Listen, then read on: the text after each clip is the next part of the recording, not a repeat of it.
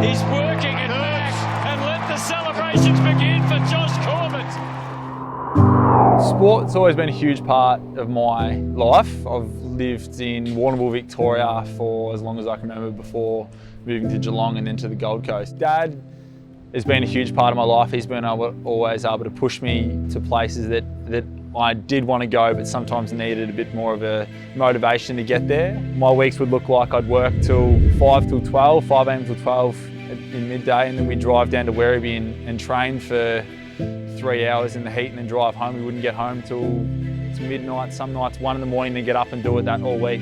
I don't think I'll ever be able to repay him and Mum for the sacrifices and choices that they've been and done to give me the opportunity to be here. I went and got a job originally at a container company where we'd leave Geelong, where I was living at the time, 4 a.m. to go and to drive up to Melbourne, Altona, to go and work for anywhere between 5 and 9 hours for the day, and then go and train after that. I worked at a fertilizer company and a carbon fibre factory. You don't make the sacrifice, you make the choice to put all your time into something, and in a selfish way I made sure that everything was around that football dream. I do have a picture of the fertilizer bag on my screensaver, which just does keep me grounded at times, like whenever you're obviously on the phone a fair bit, just looking at that and just sort of reminds you of where you've come from, and to look back at the times of real hardship and running on low money and all this sort of stuff, and it makes it all really worthwhile to have that grounding.